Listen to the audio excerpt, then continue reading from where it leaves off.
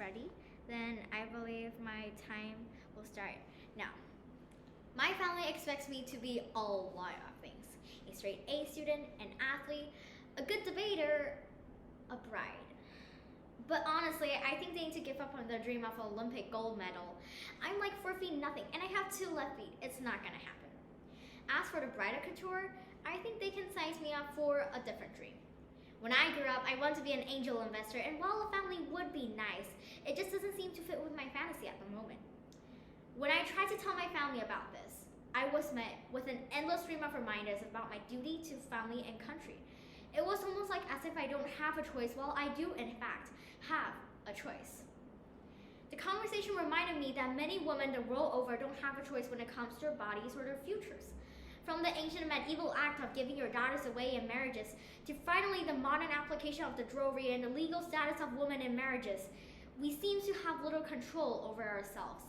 This idea of control seems to influence our lives even in more advanced societies like China and Western democracies. One need only to take a look at the recent social media firestorm on Weibo to see a random woman being physically attacked by 2 men after she turned down their advances. Worse, the men in the room who refused to step in and stop the violence.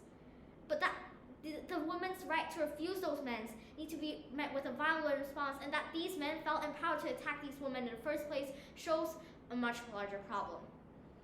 Thaco explains on January 24th that a patriarchal world consists of a male-dominant structure, both in an organized society and an individual relationship. It is this power dynamic that continues to hold women back and threaten our lives, with the United Nations reporting nearly 1/3 of all women having to experience physical and/or sexual violence. In order to better understand our patriarchy problem, let us lift up our violence and take a look at the problem. Next, walk down the aisle of effects before finally saying I do to some solutions, because as Rosa Luxemburg says, women's freedom is a sign of social freedom. Gerda Lerner's The Creation of Patriarchy argues that patriarchy started in the 2nd millennium BCE. She argues that before this development, male dominance was not a structure of human society, but it has been ever since. So let's first take a look under the veil at 2 of the problems of patriarchy. First, The Guardian explains that we have re-entered an age of patriarchy, or more specifically, we've never really left it. We're just calling it how it is again. The problem of patriarchy can also be seen in what Marlon Loden coined as the glass ceiling, or, as BBC clarifies, the sometimes invisible barrier towards success that many women come up against in their lives, from the legislative floor to the science lab. The 2021 Women CEOs in America report explains that there are 41 female CEOs among the Fortune 500 companies. Despite this being a record high, women still only makes up 8.2% of the Fortune 500 CEOs. Let's see. In Spanish, it's unacceptable. In plain English, it's unacceptable, and we'll even throw in some Chinese for good measures. 无法接受. Second, a far more sinister aspect of patriarchy includes the domination and the control of the female body. It is this idea of control that leads women to fear walking alone during night or during any time of the day, going anywhere. Here in Shenzhen, our Eyes in the Sky public surveillance program gives us an illusion of security, but as the previously mentioned story illuminates, even here we are not safe from male fragility and need to dominate women. Online magazine The World of Chinese explains the incident that happened in Foshan in 2022. The surveillance footage shows a man putting his hand on the woman's back while she ate with her friends. He then became violent after she pushed him away. The man struck her before his friend dragged her outside, continued beating her and also attacking other women who tried to help her. Similar stories happen daily the world over, like Lisa Fletcher in the States, who was brutally murdered by a man with proven track record of violence against women, who was released early from prison by a system that doesn't value women's safety. Rape is the 4th most common crime against women in India. According to the 2021 annual report of the National Crime Record Bureau, over 31,000 cases were registered across the country, an average of 86 per day.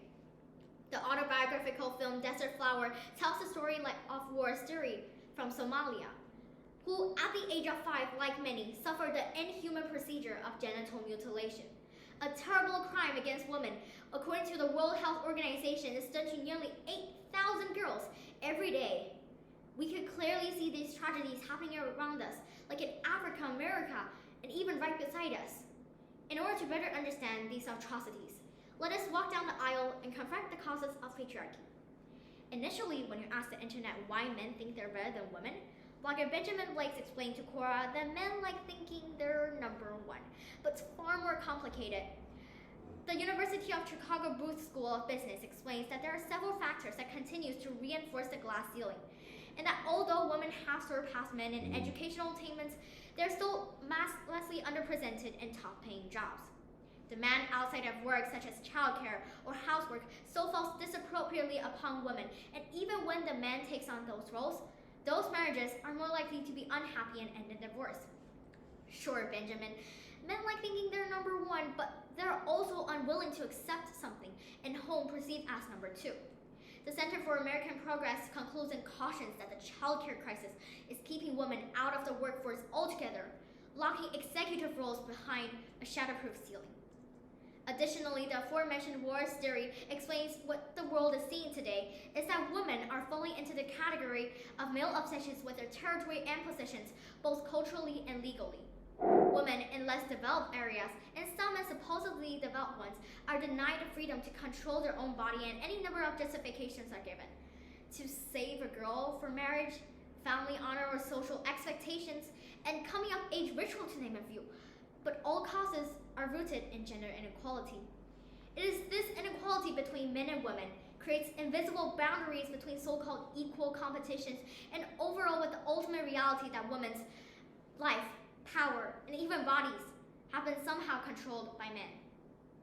Author Georgina Noel tells in her book, From Hot Mess to Success, that we are the creators of our own reality, and while many women are subjected to the forced reality of male oppressors, there are some solutions that we can all take to walk down the aisle of equality and help solve the problem of patriarchy. To solve the problem of patriarchy, let us step into our daily lives and practice something called radical empathy. Though traditionally employed in the field of race relations, the importance is equally valid for overcoming gender inequality. Author Terence Gibbons explains in his book, Radical Empathy, that it's about moving beyond an understanding of others' life and pain to understand the origins of our biases. It is to fundamentally change our perspective, from criticizing or judging, to emphasize and to accept something. This encourages people to consider others' point of view, to understand and to better connect more deeply with them. The second step is to break the bias. Make it clear that achieving gender equality doesn't mean to flip the gender status right now, but to go beyond the limits created by gender. Things that can be done by men can also be achieved by women, and so things that women do, men can also.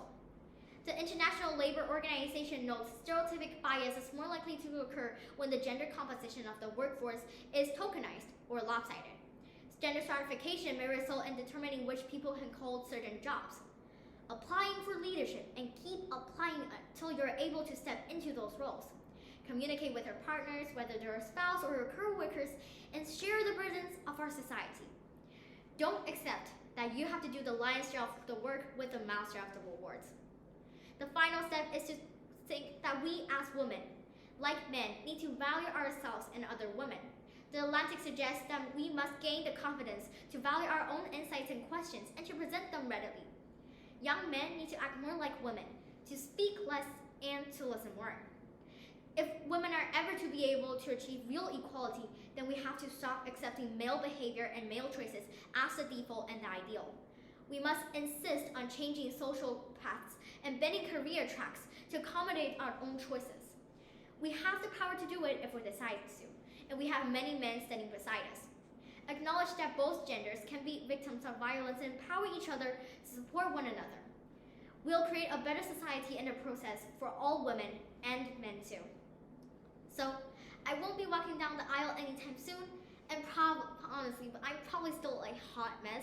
But after today's speech, I can now confront the patriarchy and the secure in the knowledge that I am powerful, and hopefully I'll have some powerful allies working with me along the way. So today we've looked at the problem and cause of patriarchy before finally offering a solution to help us move beyond violence and control and experience true equality. Thank you.